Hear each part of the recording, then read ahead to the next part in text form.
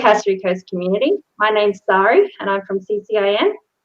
Hello, my name's Imogen and I'm also from CCIN. All right, so today, the first thing we want to talk about is today's easing of the COVID-19 restrictions. And I have to say that this would be very positive for lots of our local businesses, as cafes, pubs, and restaurants will now have a few more customers in the building at the same time. Obviously, they still need to adhere to the COVID-19 restrictions, and I'm sure they all know what those are now. But our food industries, like the retail businesses, the beauty industry, businesses that provide tourism services, and taxi drivers that had suffered the highest impact are probably glad that we're having a little bit of easing on this kind of stuff. But I'm sure that some people who have enjoyed staying at home are a bit sad that they're now back in the office, because today I got to speak to a couple of business people who are saying, yeah, we're back in the office building now. So even though people who live in rural areas are really good at socially distancing themselves, one of the comments that I heard most frequently from people is, we're stuck at home and I never went out very often, but I don't like that I'm just not allowed to. But as of today, weddings are now allowed to have 20 people and funeral services providers can have 50 people.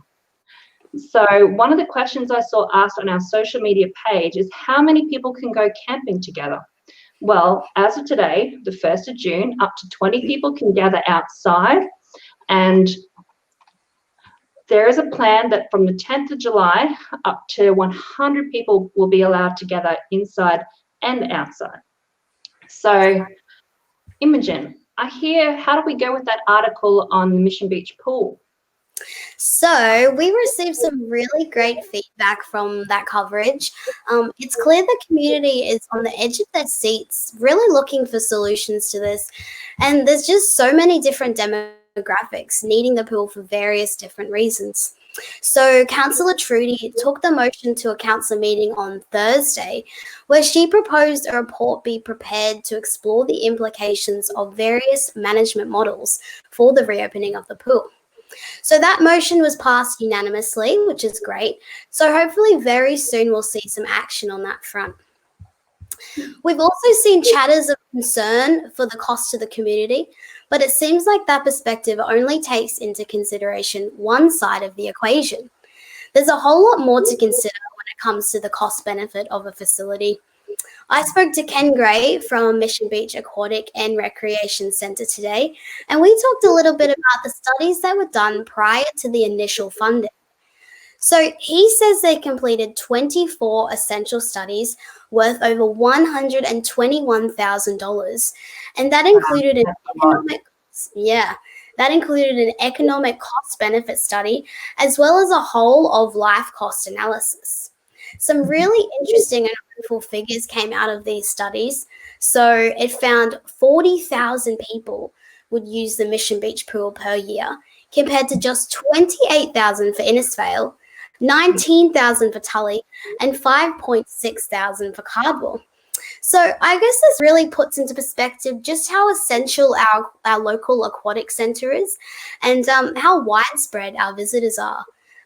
Ken also let me know that the cost benefit of the pool came to plus $125 million for the region. So while every good thing does cost money, it really seems like the benefits for the community, tourism, health, wellness, and the economy are endless. So Sari, what about the closure of News Corp across our region? Yeah, I'm sure that a lot of members of our community have heard that News Corp have reduced their number of publications across the entirety of Australia. In the Cassidy Coast community, this has resulted in the Innisfail Advocate no longer being printed, and nor will it be online. For us here at CCIN, we can feel excited that News Corp has now passed the torch on to us.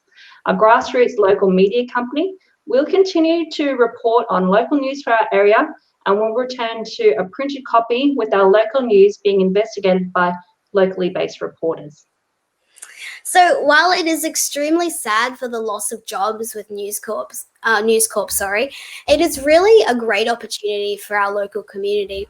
So the role of media is to act as the guardian of public interest But over time, we've lost sight of the true role of media. So where it was designed to inform and spark community dialogue, it's become a spectacle of entertainment. It's been plagued with misinformation and it's been sensationalized to the extremes. It's also been led by revenue and agendas. So if we can harness the power of informative, factual, and accessible local media in our community, the benefits will flow. An engaged community is a progressing community. Media shapes our society and in turn we shape it. So while I'm sure many of us will miss the Innisfail Advocate and other News Corp publications, understand that this can be a huge catalyst for change. When big money isn't behind your local media, you see the true power of the people. So Sari, what about the Cardwell pub quiz? Yeah, sorry, we actually don't have a Cardwell representative currently. So we didn't have anybody to kind of ask questions, how did you go with our Cardwell pub quiz? But what I can do is give you a little bit of history about Cardwell, because Cardwell is actually quite an amazing area. So Cardwell is actually the oldest white settlement in Queensland, the far northeast. Cardwell was proclaimed as Port Hinchinbrook more than 150 years ago. I find this interesting personally because I don't understand why Ingham is part of the Hinchinbrook Shire, but Cardwell isn't.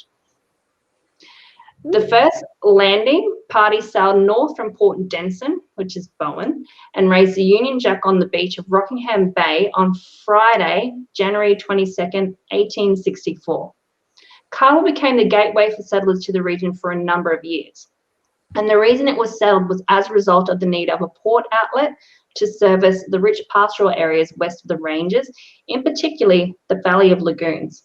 I actually don't know where that is, but sorry.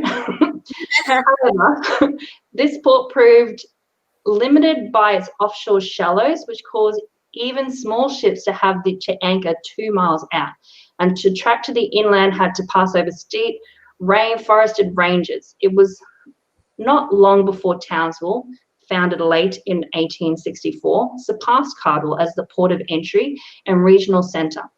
Cairns, Ingham, and Geraldton, which is now Innisfail, also developed, and sadly, Cardwell was left behind. But for those people who like to travel and, like to do a little bit of camping around the region, they'll still be able to enjoy a beautiful view of the ocean and some great coffee from the forefront of Cardwell. Imogen, do you have any clarity about the helicopter launch pad? Yeah, so Sarah, Mission Helicopters is set to go ahead, but there has been some misunderstanding coming from the community in regards to its purpose. So the service has nothing at all to do with recreational flights to Dunk Island or anywhere else. It's merely focused on emergency services and filling the gap if there ever was the need for an extra helicopter in the region. So it really makes sense, seeing as how big our region is. It's a really big positive for our community to be able to have a state-of-the-art emergency service available on our doorstep. I heard just recently, wasn't there a problem with the helicopters in Cairns? So didn't that mean that the helicopters, because they had those issues, had to come all the way from Townsville? Yes. Yep. I'm not sure how I would have felt if I was one of those families who was experiencing that kind of delay to having my family looked after. And personally, I can say that because I got hit by that truck, which we all know about now, I was pretty much helicopter, Tully, all the way to Townsville. So I kind of know the value of it, because but those helicopter flights are actually why I'm still alive. Oh, amazing. Yeah. Definitely.